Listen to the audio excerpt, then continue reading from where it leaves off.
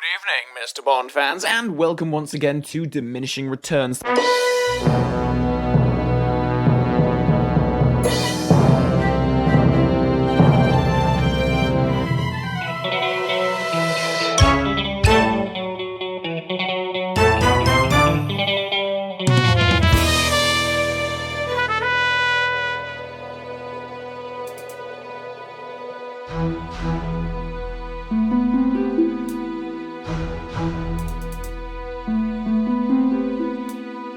Hello and welcome back to Diminishing Returns, where we are continuing... Welcome back? Where have we been?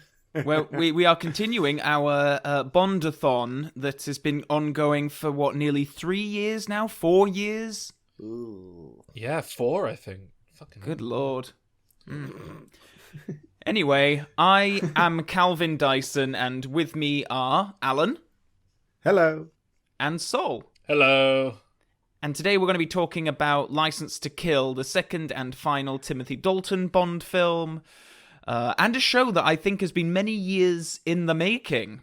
Because, Sol, you have finally seen License to Kill, a film that I often cited as being one of my least favourite Bond films. Oh, really? And a film with which I think you got lots of videos of me very drunk, sort of ranting about how much I hated it and Timothy Dalton. Yes, they popped up on my Facebook history very recently, actually. Oh, did they? Oh, so it must be like 10 years ago recently. So that was about this film, was it? Interesting. I believe so, yeah. Yeah, and you had no idea what I was ranting and raving about. And now, finally, all these years on, we're going to sit down and have a conversation about it. Yeah. Okay, that's interesting. But before we talk about that, can we talk about No Time to Die a bit? Oh? Because before we started recording, you were telling us how you've booked your tickets. Yes. But I read an article this morning that the James Bond fans were unionising to pressure, is it Eon Entertainment, whoever? Yes. Yeah, to hold the film back because of the coronavirus. Yeah, so because they're worried it'll harm the film's box office because fewer people will be going to the cinema because they're anticipating the virus to be like peaking around April. Yes. So in order to make sure the film gets really good box office, they want to hold it back to midsummer. Now, did you find this so amusing? I think it just says a lot about the sort of person who calls himself a diehard James Bond fan. That they care about the box office if they're, as if Eon aren't. Box office? Well, oh right, yeah, no, I see what you mean, yeah. I mean, I do insofar as, if a film I love and I'm hoping for there to be sequels and it's not a done deal and it flops, I might be a bit like, well, that's a shame, I would have liked a sequel to that. But if it's something like James Bond, it's going to take more than a flop to kill it off. And I think the producers are intelligent enough to be able to go, oh, well, coronavirus, rather than, well, they just don't like this film, obviously. Yeah, I mean, I think it's quite timely that you've brought this conversation up just as we're talking about License to Kill, a film that could have quite killer. easily, could have been back in the day. So this film did badly, did it, at the box office? License to Kill. I think the only one that did worse is The Man with the Golden Gun, when adjusted for inflation, of course. But that has to be, presumably, because the previous film, The Living Daylights, was so terrible that everyone went, "Oh God, I'm not going to see that shit again."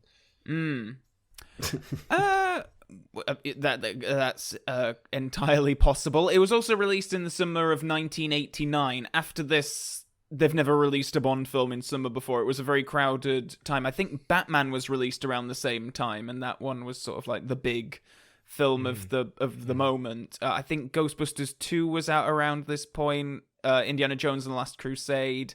There was a lot of other stuff, and I guess that Timothy Dalton wasn't established enough in the role to be a big draw to people at that point. Also, the tone of the film has shifted quite significantly, I think, from the last one. All of a sudden now it's rated 15 in the UK, it's PG-13 in America. And what was it before? PGs. Really? Yeah, or whatever the, 60s, 70s equivalent of like a general family audiences are fine watching this rating. That's everything wrong with society right there, isn't it? It was a different time. James Bond shoots someone. Oh, it's too violent. It's a 15. James Bond rapes a woman and like makes her turn straight. PG, suitable for all. Doesn't Timothy Dalton swear at one point? Yeah, I mean, we've heard swearing in Bond before. You may remember Mrs. Bell's "Holy shit" from Live and Let Die. Yeah, I might remember that. I honestly, I mean, this probably says more about me and my desensitization, but it didn't even register that was a thing to me, that like they swore in any of these, or they didn't swear, or... Yeah, I think you're desensitized to it. Your foul mouth. Yeah. But I think the thing that really bumped up the rating for this is the acts of cruelty that we see and the drugs. It's all of a sudden about drug dealing and... Yeah, Alan, I'm assuming that you've seen this before. I mean, if I don't know if I have, to be honest with you. If I have, it was so long ago that it was not... it was like watching the first time anyway. I had no memory of it. So, yeah, I was coming to this one pretty fresh. Okay. Fresh. Fresh and so clean. Before we get into the film itself, I just want to ask about the tone. Like, did it jar with you? Because coming right off of The Living Daylights, which I think we all kind of agreed sort of, even though it was Timothy Dalton in the role and he brought something different, it was very much carrying on the tone that Roger Moore had set previously. I can't say I noticed any huge change in tone. I thought the pacing and the way the film the film language being used felt a lot more easy to enjoy.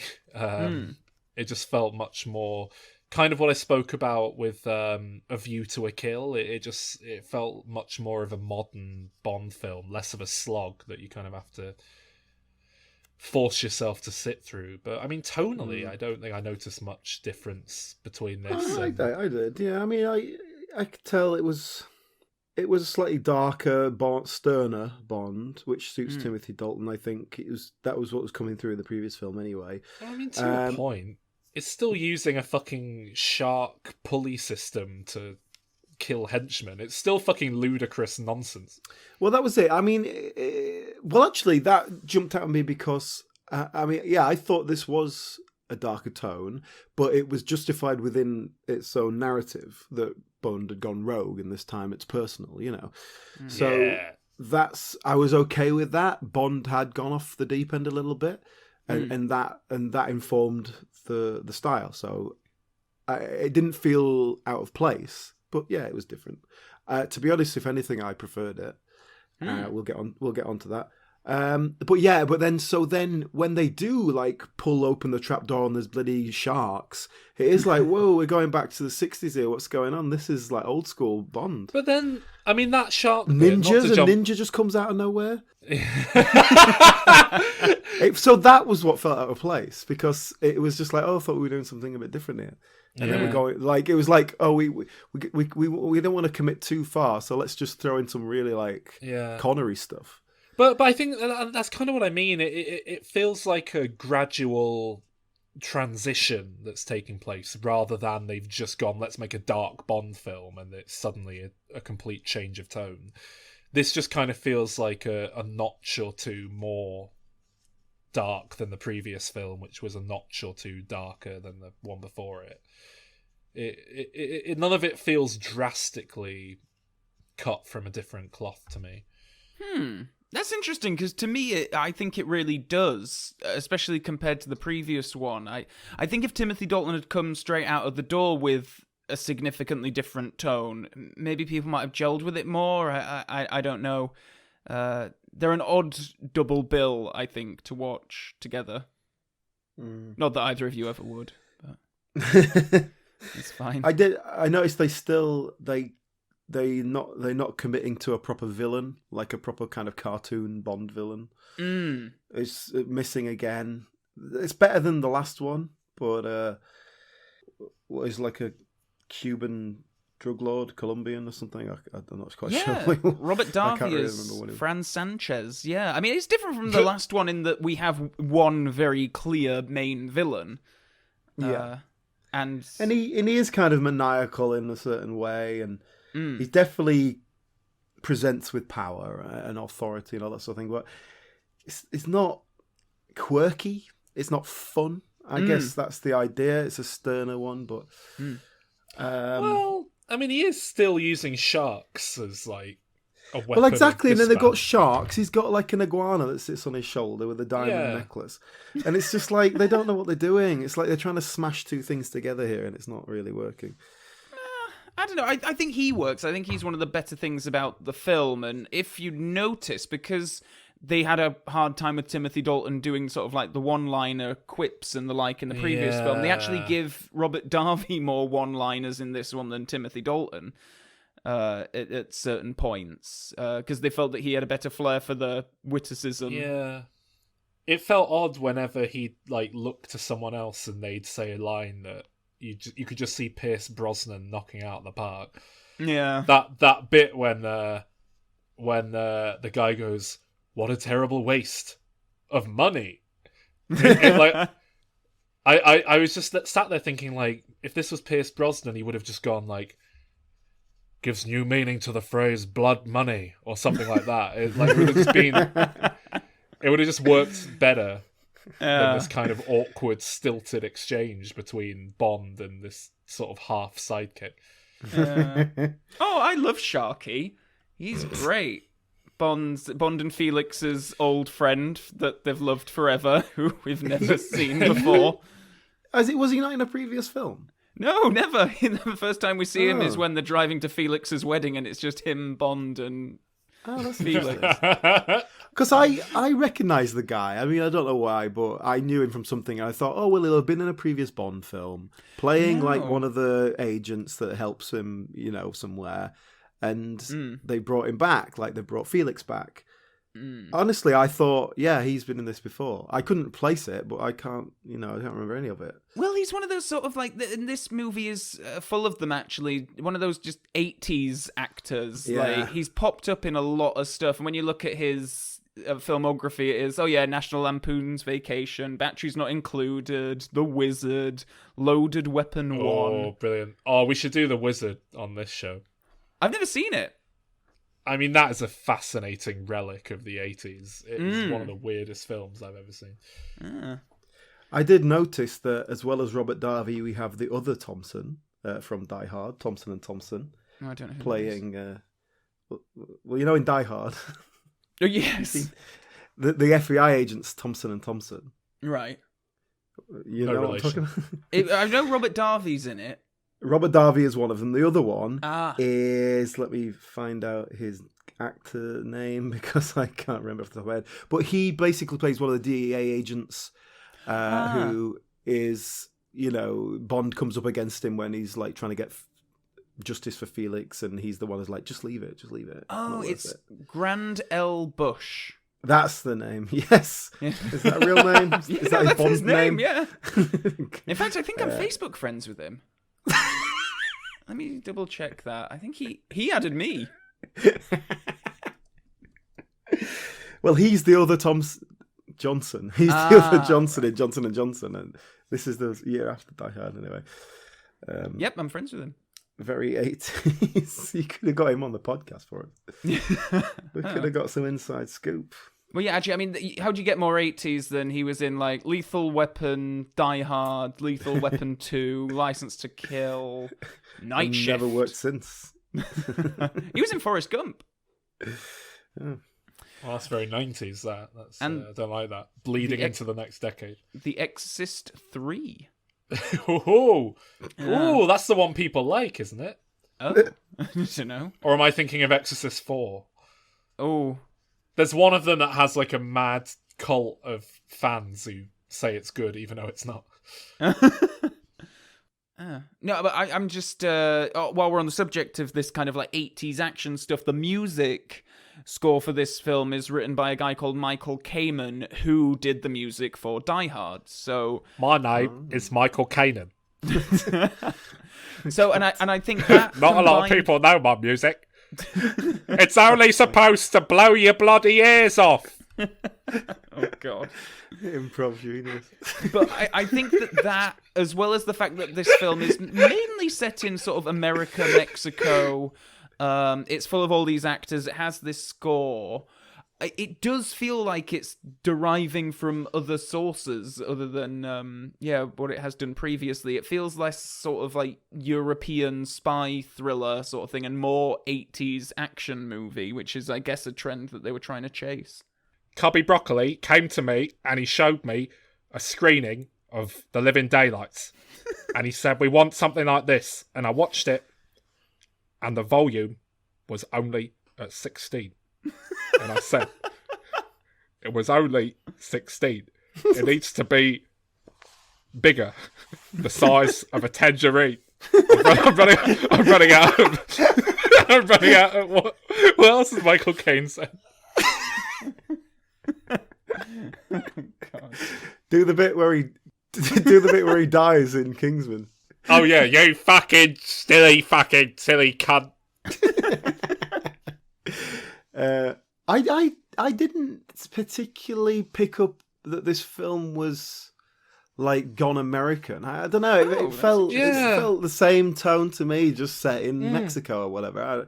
Whatever it actually was. Yeah, that didn't bother me. It didn't feel tonally different in that sense. It just felt darker. But what about the whole like grimier? Oh, it's Felix's wedding day, and I'm gonna retire. Well, he doesn't say that, but it has vibes of that. Oh, he's only got 3 days until retirement, and now these terrorists are gonna come and spoil his life. I like that. You know what I really liked with this film is I felt like the James Bond franchise was kind of following a stale formula that went stale after like the third time they did a film about James Bond trying to track down some kind of weapon of mass destruction that a madman's gonna threaten people for money with. It's just the same old shit every time. And this is the first time I can remember watching one of these films that dared to shake it up a bit, do something new with it. It's still very much within the confines of a James Bond film and the tropes and the framework that we're used to, but it's not the same exact cookie cutter plot. It's James Bond quits and goes rogue because he's got a personal mission he wants to carry out, and there's a bit of ongoing continuity and character development coming into play for the first time ever. Well, no, the second time since James Bond inexplicably got married out of nowhere. They even reference that. Yeah, he was married once. That was a long time ago. I really genuinely liked the premise, the setup, the concept of this film. But? Well, it's, do they have to make them so fucking long? Calvin, are any of these films like a sleek 90 minutes? One of the Daniel Craig ones is about 100 minutes. Is that Quantum of Solace? Yes. Okay. This one is one of the longer ones. Yeah, and it is... The plot, I felt, was kind of... It all made sense, but then it was sort of needlessly complicated. It's like got this side plot going on. This is happening here. This is... And it's just like, you could take half an hour of this. Make it a sleek plot. He's after revenge, but then he's got to catch this guy. He's fucking up other people's business. Like, why do you have to try and add something else into it? Well, that's the problem that they come across quite a lot, and even Fleming himself in the books, like, he has that every time they sort of bring it down to Bond, has a vendetta against a villain, or a villain has a vendetta against Bond. Like, the only thing that really matters is who's going to kill who, Bond or the villain, and they always have to introduce some kind of... It's like they did it in The Man with the Golden Gun, where it was with Christopher Lee, and it's like, okay, he's the dark side of Bond, and he's got a vendetta against Bond, but he's also, wanting to use solar energy to create powerful laser weapons and sell it off to the highest bidder sort of thing. And it's same here with Sanchez. It's like, Bond really wants to go after him because he, killed Felix's wife and maimed Felix, and that's not good enough. He also has to have this plot about drugs and shipping them in containers to the Far East. Yeah, and this... The thing is, though, that whole opening... Okay, so the opening sequence is Felix getting married, and then they go off and quickly, capture Sanchez and get back in time for tea. But it's... The whole thing is just... It feels like something bad is going to happen to Felix. Something's coming up. It's like it's so obvious. Yeah. Because it's just like, oh, Felix, you're my best friend ever. Yeah, thanks, James. I love you too. And it's just like... They're desperately trying to create a bond between these two so that it justifies the rest of the plot. I mean, I get that, but if you're going to bring a character back from a previous film, find one that we know he's bonded with. Why doesn't Moneypenny get kidnapped or something? He has to go and rescue her. Like if you're going to make it personal. And M is just like, she's only a secretary. Great. We don't give a toss. Oh, we're not doing it. I'd love that. That'd be so good. What, if Moneypenny? Yeah, because then you're really deepening the James Bond lore and expand properly telling building a world and telling a story instead of just it's the next book in the young adult series of James. It's. Well, this is the thing with Felix. Like, in the books, he and Bond are very much, like, good pals, and you sort of read about them hanging out, and they've got banter and all this kind of stuff.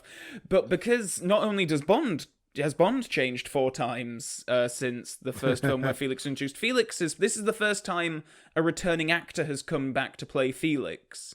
This guy did it in the first Roger Moore Bond film, Live and Let Die, so they brought him back. But that doesn't help because you just never get any sense of rapport between the two of them. I think we're just told that they are good friends rather than have ever actually seen them. That's it, and it is just really hammered home. And then there's the wife as well, who's like he's really close with, and she's like getting off with him at her own wedding.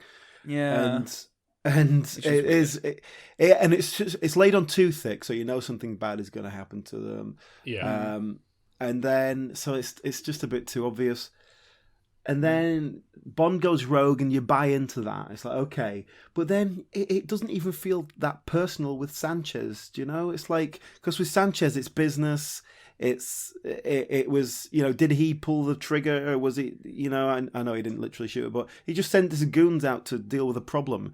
So it's for Bond, it's really personal, but for Sanchez, it's not. And so it's not on equal footing.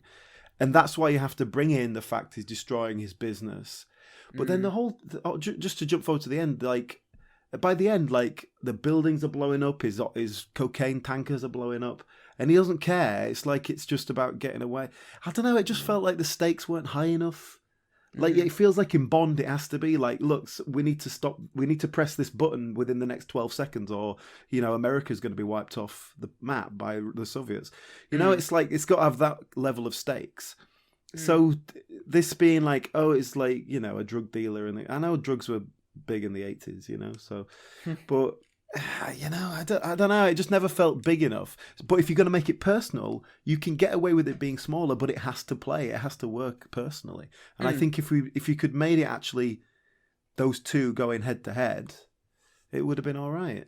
Yeah, I think that's very true. I mean, it's tough when there are points in the film where Bond is sort of he's taken into Sanchez's confidence, and he's sort of slowly planting seeds to try and turn him against his own men and all that kind of stuff. But there are very definite moments in the film where Bond could just kill him, and he doesn't. And there's lots. That's got a good history in Bond as well, and I like that to a certain extent, where Bond and the villain are kind of civil with each other, and usually the bad guy knows who he is, but he's just like they're toying with each other and just trying to work each other out. And I think that can work very nicely.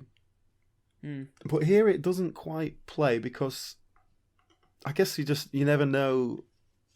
Like, Sanchez knows who he is, but then just doesn't care. And it's not like, well, don't worry, I'm just plotting something. It's like he's not plotting any. I don't know what he's doing.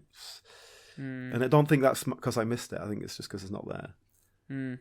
And then Well, I don't think Sanchez quite knows the connection until the very end when Bond brings out the lighter and he's like, "Don't you want to know why?" the Felix Leiter. Yes, the Felix lighter. Yeah, so that's but again that didn't play because then he's what is it? He's going to go, "Oh my God, you're a friend of..." Sorry, who? I don't know. I don't remember. Yeah, It's just some you're a friend of bloke that I killed. guy I don't who care. arrested me I that didn't give a toss. time. Yeah.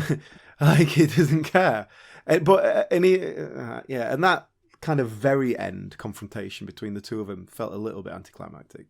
Oh, I love that confrontation. That whole tanker chase at the end and the culmination. He sets him on fire and it all blows up. I think that's all really fantastic, actually. Well, I have to say, I think just from a technical standpoint, this is one of the best made Bond films to date. Lovely bit of stunt work, yeah. Just in terms of like the camera work and how dynamic things are put together and the editing. It's just, there's just so much more texture and detail going on in every scene of this film than I'm used to from this franchise. You know, just little things like when Bond's talking to that shark guy and he kind of knows that he's telling bullshit, and then he walks off, and then at the end the camera pans down to show that wedding cravat on the floor with all the mopped up shit, and you're sort of left to infer that Bond noticed that and put it together, but it's quite subtle. It's not you know, it the way it's done, it's a really nice bit of just camera movement, and I just feel like in a previous Bond film they would have, you know, beat you over the head with that, or it just would have been a bit stilted. And no, it would have had a shot of Roger Moore raised eyebrow, cut to a close-up of the cravat, and then come back to him, and then cut to a dog somewhere. Sort of, yeah, also, and then he would have said, "Didn't I have a hat when I came in?" Yeah. Yeah, and I think it's amazing that you're saying that, because this is largely the same creative team that have done the past 4 films as well. Yeah. Screenwriters, director, cinematographer, I believe. Yeah. Well, I mean, from a writing point of view, it feels like hired writers who are bored of doing the same old thing finally kind of doing something that interests them for a change. And it also just feels like, I think what Alan was saying when we spoke about the previous film, that the film before it even, that, you know, technology of how we make films was evolving, and you know, the way we can actually move cameras and edit things was becoming a lot easier, and just you could make these more interesting, kinetic, compelling sequences. I don't think there's much in the writing that is drastically better than what we've had in the films before, but it's just you know, action sequences are written more or less the same way as they are in any Bond film, but they're just put together a lot more interesting, for me certainly, in this film. Let's try and follow the plot a little bit. We've done the opening sequence. Let's do let's do the opening credits and the music and such. Yeah, I wanted to talk about this time.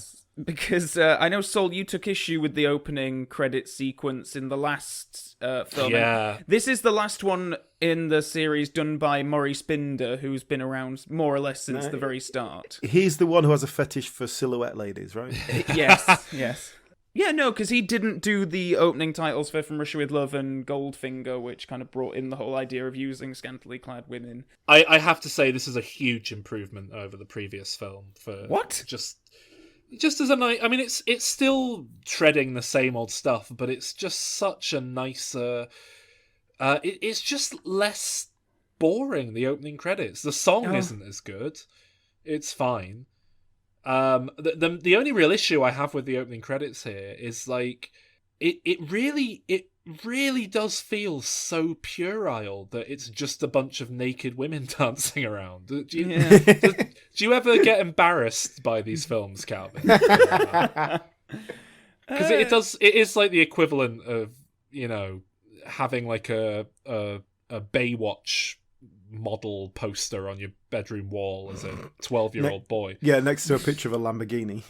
Yeah. And the poster from Scarface. I can't say it bothers me too much. I just don't think this is the last. I mean, this is the last one before CG will play a big part in it, and so all the optical effects and stuff, I just think it just looks really dated and old-fashioned. Yeah, I agree with that. Yeah, I agree with that as well. And I don't like the song. Yeah, I'm Very not a funky huge song. fan of the song. It just kind of washes over me. I honestly couldn't hum it for you now. I have no idea how it goes. License to kill. Got a license to kill. License to kill. Boopy doop boop. Oh no, Randy Newman. Better not feel ill. If you're feeling sad, James Bond will be glad because his license been revoked. Oh dear. Yeah, because then after the opening sequence, we have all the stuff with Felix and Della's wedding, with Bond looking terrible. Don't you think he looks sort of like haggard and a bit... I mean, I know that he's just sort of been up in a plane and hung out of it and grappled onto another plane in midair, but still, he's just... Wish he'd had a haircut. I don't recall thinking anything particular in it. Okay, bothers me anyway. And then we have this intercut with Sanchez being arrested, and then one of the DEA guys, or CIA, whatever they are, I think it's DEA, Sanchez makes him an offer, and he helps him escape. Yes. Yes. Which involves the maiming of Felix and the death of his wife. Well, yeah, because he's escaped. He wants to go after the agent who was responsible for his arrest, get some personal revenge. So he kills his wife, or rather, he just leaves his wife with Benicio Del Toro. Actually, Yeah, and as he says, they give her a nice honeymoon. Yeah, I don't even know what that means. Is that a pun? I don't get it. I've no idea either. I think it's just Benicio, isn't it? Do you remember Calvin? Or maybe it was you, Alan. One of you was in this class with me at uni. We had a lecture being given to us by someone whose daughter had worked on the remake of The Wolfman starring Benicio Del Toro. Oh, yes! And he was just telling a story about how Benicio Del Toro had, realised what a piece of shit the film was going to be and had just kind of checked out and was just doing everything he could to sabotage each take to kind of see how it would end up in the film. And then there's this ballroom dancing scene where he just starts drifting around like a Nicolas Cage level maniac in the film. and apparently that was the result of that. And I feel like I don't know, I wonder if he's doing that in every film I've ever seen him in, because it certainly seemed like he was trying to sabotage the takes he was in this movie. Oh no, he happily sits on the special features and talks about the film, and this was like one of his first sort of big breaks, really. And apparently he brought a lot to it. It was his idea to have like the switchblade, I believe. And I've never seen him look so young. Well, yeah, no, this is like, he That's did have slim. that sort of like Malcolm McDowell, like you click your fingers and all of a sudden he's like, whoa, he's like middle-aged man now. Yeah. But yeah, as I wide. guess this was one of his first big things before Usual Suspects, which was probably the thing that really made him. Oh, yeah, definitely. But he's a really good henchman. I think he's really good and creepy. It's nice that he's kind of youngish and kind of boyish looking. We've not really had that before. I don't know, to me, it just felt like, one of the gang members from West Side Story. Oh, well, I mean, that's quite unusual for Bond. Yeah. To me, it felt like I want to see the film where that guy gets promoted to the leader and is the main villain. That'd be cool. Yeah. But imagine if Christopher Walken hired him as his henchman in A View to a Kill. How good would that have been? Yeah, the sex scene with Roger Moore would have been a bit awkward. Would it have been more awkward, or would it have been less? Oh, no, actually, yeah. Good point. He feeds Felix to a shark, which is taken from the Fleming book Live and Let Die. So in most of the Fleming books, Felix has like a peg leg and a hook hand because he's been maimed early on in the series. So he's a pirate. So I know for a fact that Felix Leiter is a character, certainly in Daniel Craig universe. So is that a code name? Is that a different Felix Leiter? Or is he? Because It's his son. It's like Blackadder, Alan. Well, black is the operative word there. If it's his son, yeah. Daniel Craig is the son of Pierce Brosnan. Pierce Brosnan is the son of Timothy Dalton. It's a reboot, obviously. It's a lineage. But I just want to ask about Felix, because they leave him alive, which, to say that so much of the story is I about hated it. because the story's about vengeance, and Yeah. It did seem an odd choice. They kill it, like, they put him in that shark trap, and I was loving it. It's like this completely sadistic mental trap. Everything that I want from a James Bond villain, like, on par with the sort of funny stuff they do when they're spoofing Bond movies and cartoons. It's like the weight of the food. It's like a pulley, isn't it? And on one end is the guy Felix, and on the other end is the shark food. This like big chunk of meat, and there's a bit of rope, and they know that when the shark eats enough of that, then he's going to be dangled down because he weighs more than the meat, and he's going to get eaten, and then he's going to weigh less than the meat and go up, and it's going to be this prolonged, horrible experience. It's really sadistic, and I loved it. I didn't watch that scene, but I have watched the house that's scoring the music built, and that is terrific. That's Michael Caine doing a commentary, a Jaws 4 deep cut reference.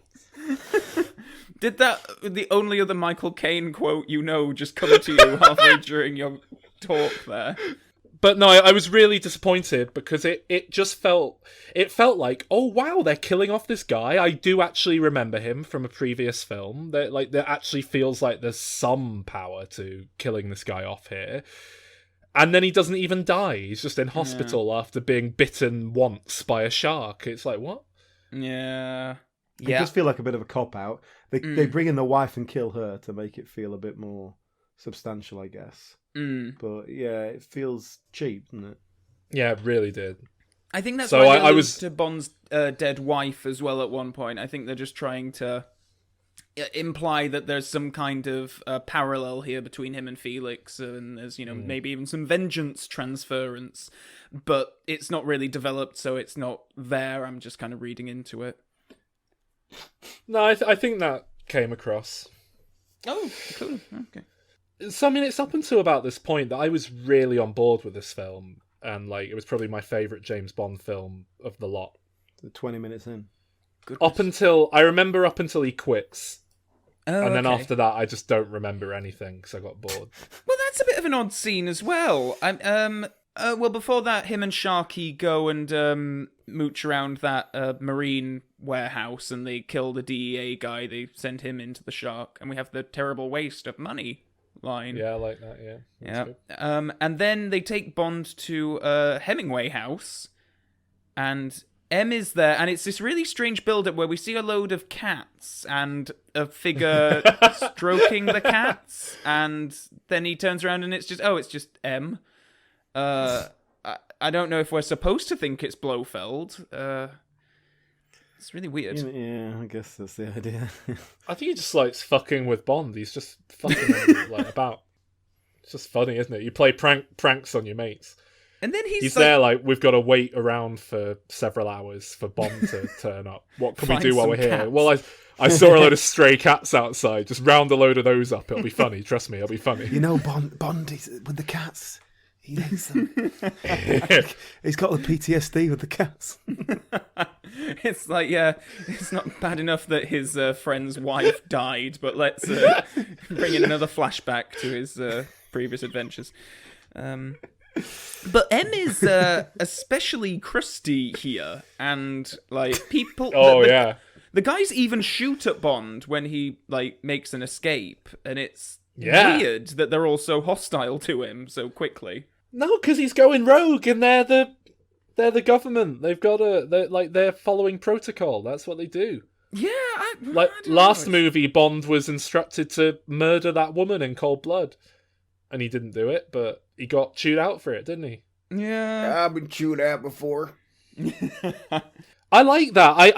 I guess, you know what it is? I've never been... I think maybe you're approaching this from this idea that, like, MI6 is a lovely benevolent organization that we're supposed to be on side with, and like, oh hooray, it's like you know what it's like in classic Star Trek. Starfleet was Gene Roddenberry was insistent that Starfleet, the Federation, was this, you know, part of this utopian society, and he never let them do any sort of conspiracy stuff or stuff about corruption within the organization, because he was like, no, we're past that in the future. And then the second he died and J.J. Abrams came in, everything they write now is about like, oh, the Federation, it's corrupt, and there's a conspiracy, and it's been infiltrated by a bad guy, and it's just, I don't like that, because it's like a cynical corruption of what that organization's supposed to stand for. And I think maybe you're coming to this film from a place of joy and love, where you love MI6, and now you're seeing it being painted as like a bunch of cynical, not particularly good people. And I like that. I think that's an interesting take on the world, but perhaps it doesn't play if you're a big fan of seeing the umbrella gadget things and the pretend pens that shoot spinach at you. I think that's a good point. I mean, M himself has a line where Bond sort of like said he's going to tend. This isn't a fucking country club, Bond. Yep. That exact, well, not that exact line, but yes, he does say this is not a country club 007, and which is in contrast to, like, we've seen Bond sort of like hand in his resignation before, and it just either gets rejected or Moneypenny intervenes, or, you know, something like that. But it has just always felt like, oh right, you just go in and hand in a bit of paperwork and then you go. Whereas this sort of more presents the idea, like you say, Sol, it's like, oh, it's not that easy. Like that, this stuff is actually quite dark, and there's a lot going on. Yeah, but I like that. It felt like an acknowledgement of the fact that it isn't, you know, black and white and good v evil, and it's a bit more nuanced than that. I really actually liked it. Yeah, cool. But that is the last bit I actually remember in the film, and after that I just kind of switched off. So. Well, what was your next note? Because the next chunk of film is a load of stuff on the boat of Milton Crest. He's got Sanchez's mole there, and Bond gets on.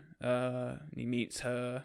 I mean, how far into the film is this? Because I remember really enjoying this film by James Bond standards. Like, it was probably my favourite Bond film for the first hour. So the first half, nearly, of the film. Similarly to last time, I kind of clocked the runtime halfway through, and I was like, oh my god, really? I did something very similar, actually. Yeah, it was just like, this feels like it's wrapping up. And it's like an hour left. Like, they really could have done this story in this amount of time. So... But it seems to be... It seems to be a running thing with Bond movies when we talk about them. They're all so long. And I just don't think it's necessary. I think it's like the Broccoli estate has got it in their head that these are like big event movies and they're one every few years. And yeah, but why does that mean it has to be 10 years long? They're not even that long. I mean, most of them are around the 2-hour mark. I've seen the new one's going to be about nearly 3 hours. Yeah, 2 hours, 40 minutes. Can't wait. But they're not doing, like, some huge world-building thing. They're not doing something where they have to make room for Robert Downey Jr.'s dad to turn up for a scene to give him some closure from 5 films ago. They're telling, like, pretty simple, compact storylines. So why are they so long? Well, that's it. That's the problem, isn't it? It's not that they're 2 hours. It's that they've got an hour and a half plot, and they've spread it over 2 hours. Or they've just added in some extra material or whatever. They feel bloated and arbitrarily padded out because people have an expectation of these films have to be 2+ hours, otherwise we're not getting our money's worth when we go to the cinema. Well, I think you're responding to something that is quite common in Bond films, actually. You tend to find that there is a sort of like a point in the middle where it shifts, whereas the first hour will be Bond is investigating this thing, or and then, or like in this film, it's just like he's just kind of getting leads, and then about halfway through the film, it changes. So it's not just I'm going to kill Sanchez; it's I'm going to kill Sanchez. Oh, and foil his dastardly plot to smuggle heroin around the country. And you see it in the other ones as well, like Moonraker. It's like the first hour of that is right. The space shuttle's gone missing. Got to investigate this, and then that kind of goes away about halfway through because actually this guy wants to destroy the Earth, so I need to focus on that now. I say it just feels like some shitty straight-to-video animated movie based on a cartoon where they've actually just stuck 2 episodes together and kind of edited them cleverly. Yeah. I mean, that goes all the way back to Goldfinger, you know, it was like, right, we need to investigate how this guy's smuggling gold, right? Looking into that for about an hour, and then about the hour point, it's like, oh, not only is he smuggling gold, he wants to get the gold out of Fort Knox. So it's just like an escalation of the villain's plan, really. Yeah, it works in that one. Well, that's the formula that they try to stick with, so, yeah. Let's talk about the Bond girls. Right. There's only 2 of them. Yeah. Because of AIDS, as we Because established in our last episode. Yes, yes. So you've got the bad guys, Mole. And I think this has got potential as a character because she's stuck with the bad guy, but she doesn't really like him, and she sort of feels a bit trapped there. So she's ripe for turning. Mm-hmm. That's not a euphemism, but it'll work. But they've done that before, I'm sure. So that whole thing feels a bit flat because we just don't do much with her. And then the second Bond girl that is established there's so much more to her and works so much better that the first one just kind of gets left over as a bit of a hangover, and even has to be addressed in the last scene that she's a bit of a like, oh shit, I've created a problem here. But yeah, so the second one, Mrs. Bouvier, whoever she is, Pam Bouvier. yes. Is the first one Lupe Lamora? Yes. Or is that someone else? Yeah. I've just noticed that she was in Spy Hard with Leslie Nielsen. About 7 years later, she played seductress in Hotel Room. Oh no. Maybe it was a glamorous cameo. Yeah. Well, that's it. Neither of these 2 are actors; they're models. So I mean, that's Bond, I guess. Yes. So it's Carey Lowell who plays Pam Bouvier. A much more solid character. I think she may be a feminist, guys. I don't want to scare Bond, but she's definitely got some very 80s ideas of being a woman. But that really works because she stands toe to toe with him for quite a considerable amount of it, and they sort of feel like they work on the same level. And I have to say, for probably the first time ever, I felt real chemistry between the actors. Like those 2, it feels like they have chemistry. And when Dalton's with the other woman, nothing. It's just flat and boring. But with her, it feels like they're playing off each other. It feels like they're sparking. It might be to do with the characters. It might just do with the actors who are better with each other. I think it's just chemistry between them, you know? Yeah. But I think that's probably the first time I've ever seen that in a Bond film. Huh. And it worked. It really made that whole thing a lot nicer. But then they sparking off each other straight away. There's the bar fight that's really sort of crap and not very well done. But then they kiss, and I'm like, what is this? And then I was thinking, hang on, have they got a history? Is this like one of those things where they were pretending, they were kind of talking around, they didn't really know each other? But I was like, no, they definitely didn't know each other. So that didn't make any sense to me. It just kind of came out of nowhere. But by the end, it felt justified that they'd sort of bonded and sparked off each other. But at the beginning, it was a bit weird. But yeah, I liked her. I liked their dynamic. So that's a tick. Yeah. Wow. Nice. I'm getting positive vibes from both of you, really. In spite of the. It's all relative, isn't it? Well, yes. But, yes, relative to the previous 14 films that we've looked at, 15.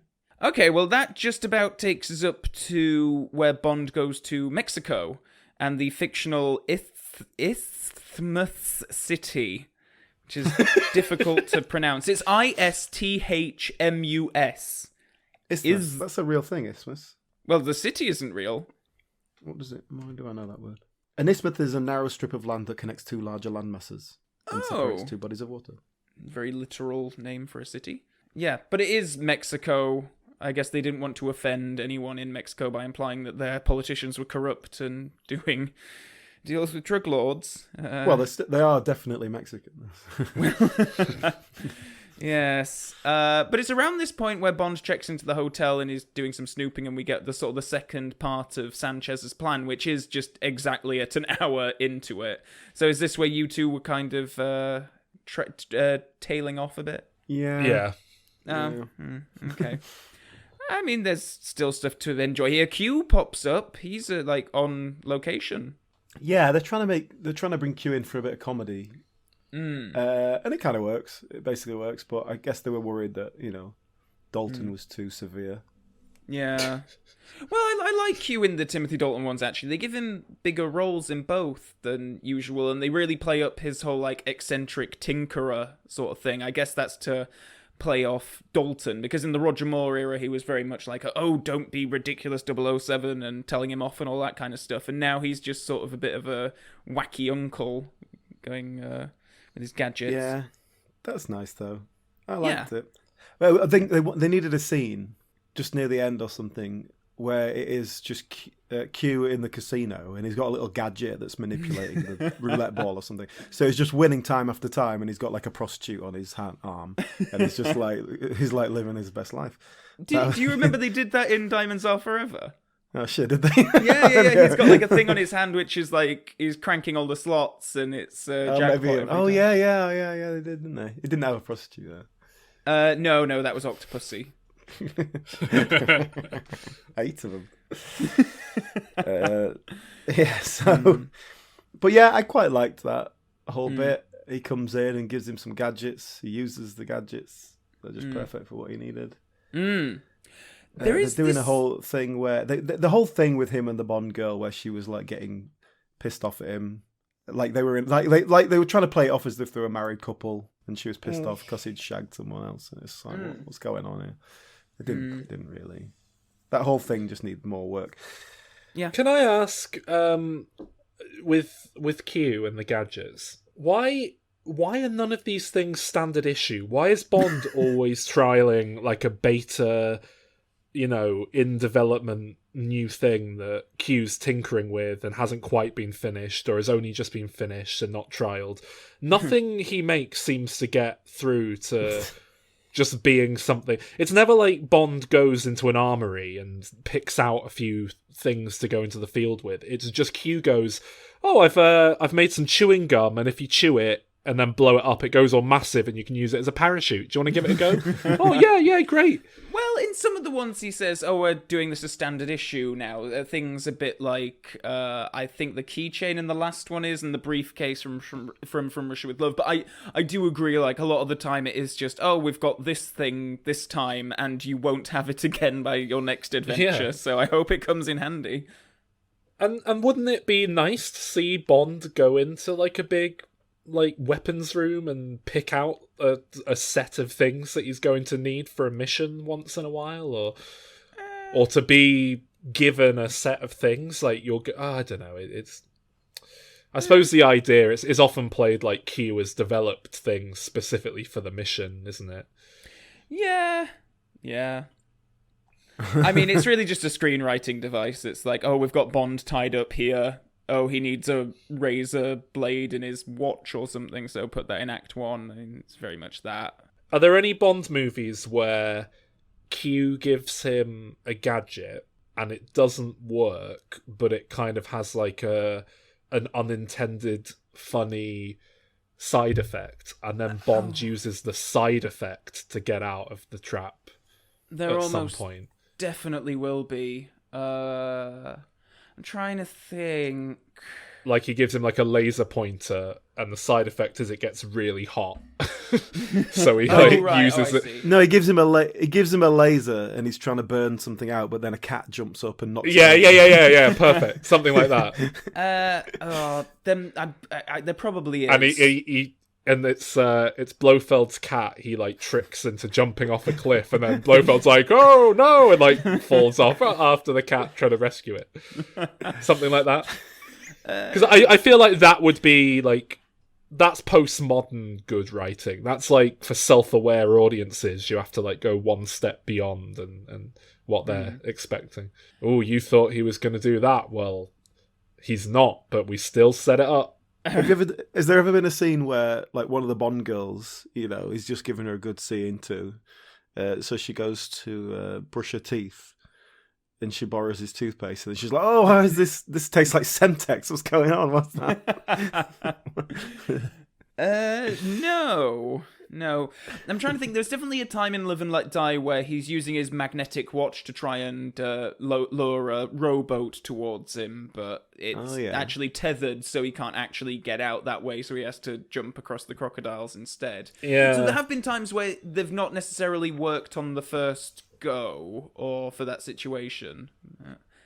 Yeah, I'm trying to think of one where where he's not used it right and it's had an unintentional consequence, but I can't. But I mean, what I'm talking about is like that bit with the crocodiles. He tries to pull the rowboat with the magnet, and then the crocodile comes at him, and he realizes and he like catches the glare of the sun on the watch and like blinds the crocodile with it, and then he can just be like, "Oh, cue overcomplicating things again," or.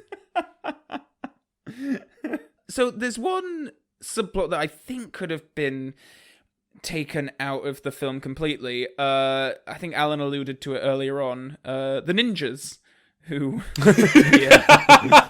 in Mexico.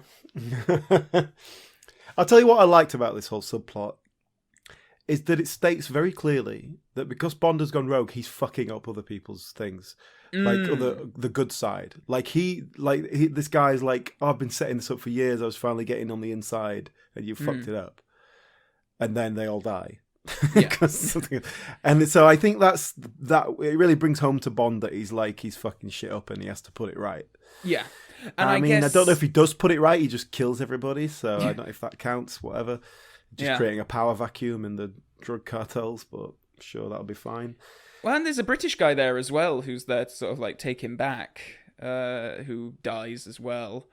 I suppose that the purpose of the scene is to prove to Sanchez that Bond isn't involved with these people trying to kill him, and it sort of, he presents himself as like, oh, I was captured by these people, and Sanchez takes him in and sort of looks after him for a while. Yeah. So I guess it serves that function. I don't know. It's weird. It's random. It's strange that we go on this little tangent with this ninja woman who's like told by her boss to like go and avenge everyone or something. And then and then we have a couple of moments of her doing flips and stuff before someone just shoots her. Ninjas, though. I mean, really. And then Bond wakes up in Sanchez's palace. And did either of you notice the weird like fish with human faces? No. Oh right, I thought you'd have picked up on this. Not a real fish, a statue. Oh yes, sorry, yeah. Yes, I did see that, yeah. Very Monty Python meaning of life sort of thing. Yeah. It was just to make him feel disoriented, I think. Yeah. And this is the bit where he's sort of like turning Sanchez, he's sort of planting seeds like, oh, that Milton Crest guy, he's a bit of a wrong and inty. And Sanchez is like, yes, maybe he is. He is a bit dodgy, actually, come to mention it. And then he starts to sort of like kill off his own people, mistrust his own people, that sort of thing. So yeah, I kind of like that. I think you can make a lot more of that. That's Bond's plan. His infiltration plan is to kind of create division within the ranks. Yeah. Yeah, like it doesn't have to be Bond's plan is to get close enough to him to shiv him. You know, it's like I like it when Bond is like using his brain as well as his brawn, Yeah. Don't get a lot of that. No. What did you think of Milton Crest's death, by the way? That's always struck me as like... I took a screenshot of it. It was amazing. I'm putting it on the Instagram later this week. Oh, really? Well, when this episode goes out. Yeah. I got a great shot of it. I'll send it to you so you can see it. His head exploding. Yeah. That moment does feel so tonally out of place with the rest of the film. The only thing that we've ever had in the franchise akin to that before is when that guy gets inflated like a balloon, like in out of Looney Tunes. Yeah. But that one felt more... that one kind of gelled with Live and Let Die, whereas this feels very strange. I don't know. It's sort of cartoony, sort of horrific. I don't think it gelled in Live and Let Die either. I remember commenting on how out of place it felt to have this weird Evil Dead style death scene. Yeah. But yeah, it does feel very Yeah, surprisingly graphic for the franchise. And cartoony. Yeah, it's Weird. weird. It's a strange blend. It's like a Joe Dante special effect. Yeah. Yeah. And then that sort of leads us into the climax, I suppose, which is based at this really cool facility. What do you think of the sort of villa, like where Sanchez is? God, I've doing just his remembered drugs. the whole like preacher guy thing and that whole bit. That Yeah, we're was just a at bit- that now. But like then they set it up that you got this preacher guy. Sorry, I'm just looking at the photo Alan sent from... Oh, let me... He looks like Brian Butterfield. Do you know that Peter Serafinowicz character? And then the whole drug facility, $32 million setup, gets destroyed because Bond throws like one glass of like flaming alcohol across the room. Tips And, over like, a Bunsen apparently burner. They've obviously really cut corners on the whole fire safety thing to get that thing up for $32 million. Is cocaine flammable? Well, the thing is, the whole point of what they're doing is that they're penetrating it into petrol somehow, and that's how they're transporting it without it being noticed. So I guess there's a lot of petrol around. Makes sense. Does it? Yeah. Yeah. And then we spend a long time showing a little experiment. Like going, and it turns into this, and then it becomes this, and it bangs with the petrol. Where they could just go, we've come up with a way to hide cocaine in petrol. It's like it's fine, We don't need to. But then we have the excellent tanker chase, big climax of this film. I think it's great. I think really well choreographed. The explosions are really, really cool. They're really good and fiery. There are lots of orange. I don't know how they got that particular blend of explosion, but I think it looks really cool. Maybe it was just like really hot in the place where they were filming it, so it's maybe explosions just look better in the heat. They probably just color corrected the footage. I don't think that existed in 1989. Sure, did you painted the film stuff? Yeah, Rotoscoping, isn't it? Yeah. I must admit, this did do a lot to regain my attention at this point. Right. It reminded me of the Fast and the Furious movies, but not in a bad way. Because I realised that could sound like a diss. Yeah, it's good old school stunts and there's a lot of helicopter stuff and plane stuff and all that. I like when she flies the aeroplane into a narrow valley. And it takes the edges of the wings off. I think it's a really great showdown. Very, very cool. I think the whole tanker chase bit is all fine, but at the very end, it just feels... But it feels anticlimactic, like the actual confrontation between the two of them. But that's because it doesn't feel like it's been built up properly. It's not... For Bond, it's personal, but this other guy doesn't give a toss. And the stakes aren't there. And so that's why it just didn't quite work for me. The chasing and the action and all that's fine. But... Is that actually the end? As with all Bond films, it feels like there's about 4 different endings. No, that really is the ending, because everyone's dead, apart from, the coda at the end, where he's on the phone to Felix, who is remarkably perky in his hospital bed to say that he's lost a leg and a wife. They haven't told him about the wife yet. Yeah. Well, he's like... Don't bring up to while he's recovering. They'll just say she's in another room. He has this, pretty blonde nurse who comes in to fluff up his pillow, and he's like, oh, hello. And it's like, all right, okay. Yeah. Well, I think the Bond writers are really anti-marriage. Like, bad things happen when you get married, but it's fine if you just have a bit of floozy on the side. That's the message here. Yeah. So does it end? Is there not a little? Does he not get taken back in by M and they hug?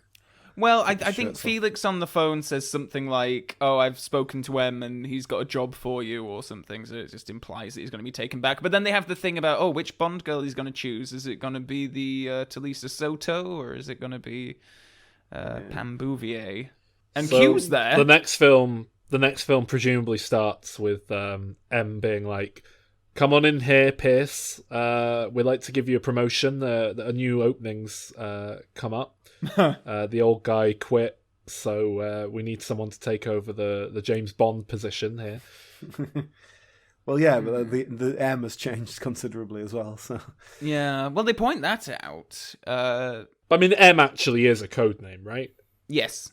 I mean, obviously he's not just called M, but But I mean, M actually literally is it's not like short for Morris. It's short for Marco. No. Marco Kane. My name isn't bloody M.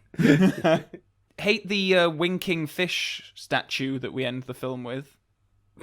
Do we? I don't remember a winking fish. Like, because Bond jumps in the pool and then he pulls Pam in, and then Talisa Soto's going to go off with the mayor of the city for some reason, which is probably a better idea for her. But yeah, and then we pan over to a fish and then it winks. A statue of a fish. Yes, it's horrible. But it actually winks. Yes. I don't even remember that. I might have already turned away in disgust. In disgust, I've been hearing positive things from both of you on this one. If you're both going to give it like 3s now or something, well, it was good compared to the others. Yeah, I mean, do we want to rate? Are we ready for that? We've talked about everything, haven't we? I think so, yeah. Well, I gave it a 6. Huh. Which is the same as The Living Daylights. I would say I prefer this. I like the darker tone. I like the sterner Bond.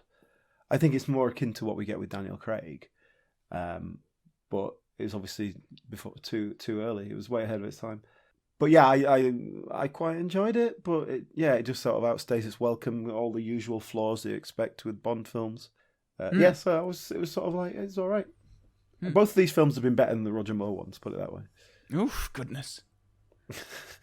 Well, for me, it's a solid 7, which is quite something for me when it comes to this film. This was one that I always had a really hard time with when I was a kid. For the longest time, I would have cited like this, along with Thunderball, as being the official series as its absolute weakest. But the last couple of times that I've watched it, I've actually started coming around to it a lot more. I think there's a lot here to really enjoy. I think it's better than The Living Daylights, actually.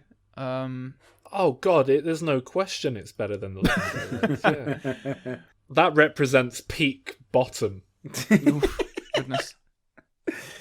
I do just kind of wish bottom that is a Bond girl from But I think it's a shame that the Timothy Dalton era didn't actually start with something along these lines. It's The Living Daylights is this weird sort of bridge, halfway house between Roger Moore and this, and I think that this is much better. I think good Bond villain conflict. Yeah, I think in spite of its flaws that we've talked about, I have a really good time with this one these days. 7 out of 10. Why did you dislike this one so much? I think, especially when I was a kid, I think probably the tone of it. I never gelled very well with Timothy Dalton. I always preferred Roger Moore as a kid, and he is like, when you're like 9-10 years old, Roger Moore's just sort of like a funny, cool bloke who goes around and kisses a lot of ladies. Yeah. Whereas Timothy Dalton it wears off pretty quickly. By the time you hit 14, it's like, oh my god, this guy's a douche. I think the tone, and also just that it feels somewhat like it's Bond trying to do Die Hard. It's trying to be that 80s American action flick. Yeah, but how good would that be? Oh, imagine that. Bond trapped in a skyscraper, going up against Alan Rickman. That'd be amazing.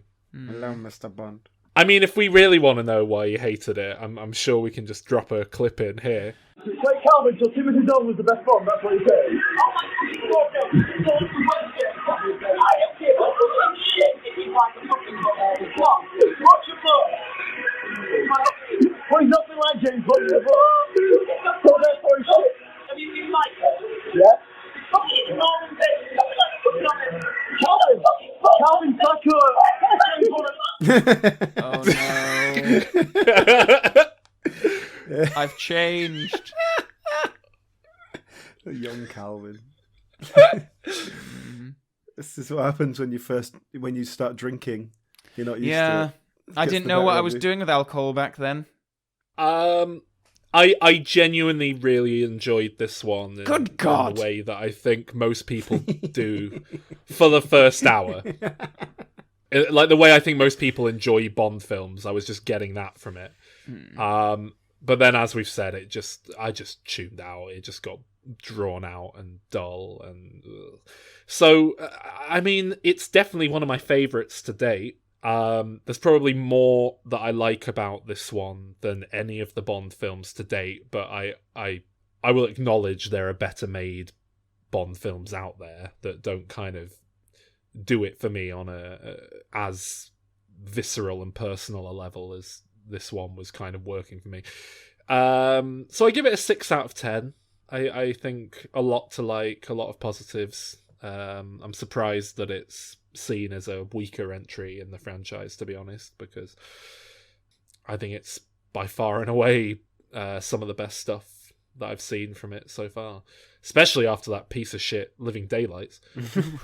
It's certainly been reappraised recently, definitely. It's got its fans. And especially since Daniel Craig took over as well. I think Alan's spot on. This was kind of ahead of its time, Ahead really. of its time, yeah, I completely agree. Yeah, Sega Dreamcast of the James Bond franchise. Yes. How do we feel about Timothy Dalton as Bond then? This is the end of his tenure. Brief 2-film stint. The first one feels like, trying to cram him into a different role. This one feels more suited to him. He plays that sinister, severe thing better. And I think it suits him better, but obviously Bond audience wasn't ready for that. Is that right for Bond? Because even when you say, if you compare that to Daniel Craig, it's a different era, but also Craig has a charm that Dalton does not. Well, I mean, my takeaway from it, really, I think Timothy Dalton is the worst Bond that I've seen so far. But the reason for that is that he is quite likable. And I don't think it works when James Bond seems like a nice man. It doesn't quite play. He just seems like a reasonable guy that you'd get along with in this film, whereas... he always comes... I don't know, he seems... I mean, in this one, it's very dark, like he's angry. Yeah, but understandably angry. Yeah, but he's not... He's like, you can understand where he's coming from. He's a reasonable character. He's not just out there, like, raping women and slapping them and stuff, like Sean Connery. I'd rather go to the pub with Roger Moore than Timothy Dalton. Well, actually, I'm curious to know, for you two guys, we've had 4 Bonds so far. If you had to rank them from, like, least favourite to favourite, regardless of the film quality, just sort of like them as a person to watch. Them as James Bond, or them as someone I want to watch in a film? Them as James Bond, let's say that. Well, it's definitely Connery for me. I feel like Lazenby, I've got no handle on what he's doing, so I can't really feel like I really say anything about that. Roger Moore does his thing and it works at the level it's playing at. I'm fine with it. It's just not particularly to my taste. I would say I think I would prefer Dalton over Moore. I think I would like to see more of that and see where it went and let them experiment with that a little bit. Whereas Roger Moore was just like, here's the thing, and let's just do it 7 times. It depends. Like, ask me who I prefer as Bond out of Sean Connery and Roger Moore, and it'll change every day. Like, depending on what mood I'm in. I don't really have a preference between the two. I think they both have positives and negatives as Bond. But yeah, it's definitely between one of those two as Bond. Then I'd probably go Timothy Dalton, George Lazenby. I don't have a problem with any of them particularly. But if we're just talking as like an actor and a screen presence and someone I'd like to watch and stuff, then I mean, I don't know, it's probably Timothy Dalton's my favourite. I don't know. Maybe Sean Connery. See, I think Dalton's missing that in these films. And I have seen him in other things where he's got a bit of a sparkle, but there's no charm. Oh yeah, I mean, I'm talking about the actor as a whole rather than what we get out of this film specifically. I don't think he's a good Bond. When I said about the Bond girl and how they felt like there's a real chemistry between them, that's when I saw Timothy Dalton come alive, like actually smiling, like he was looking, he was having a good time, like the actor, not just the character.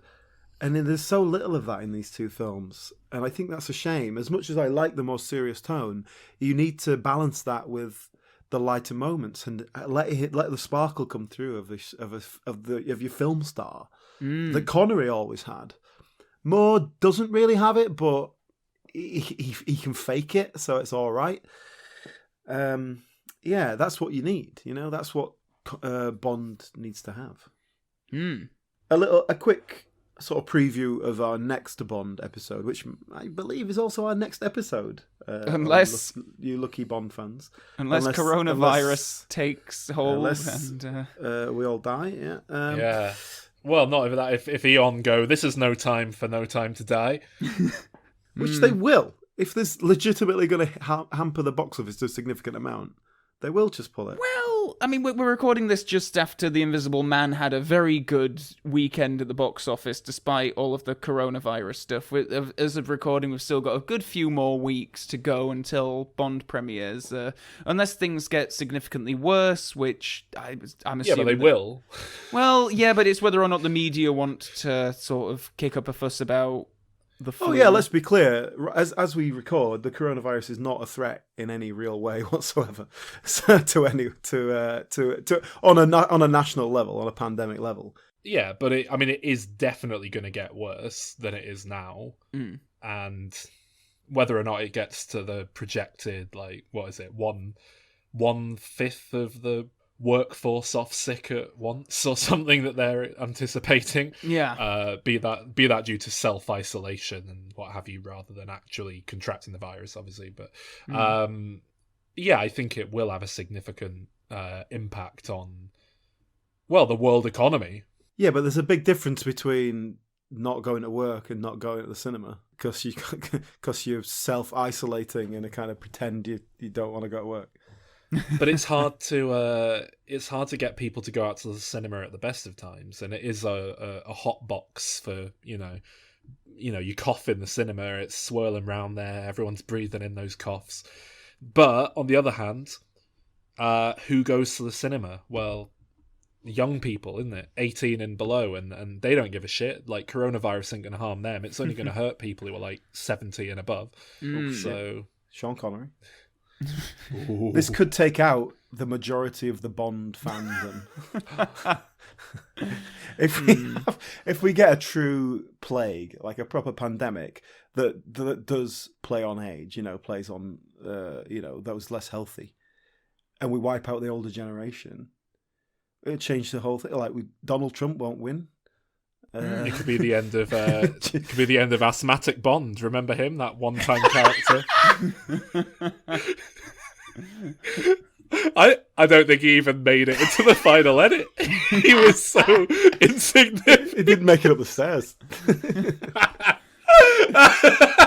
Speaking of character guests that we have on the show, this is the last film to be produced by Cubby Broccoli in the series. So Cubby shepherds in GoldenEye, but is he involved, or has he just been like...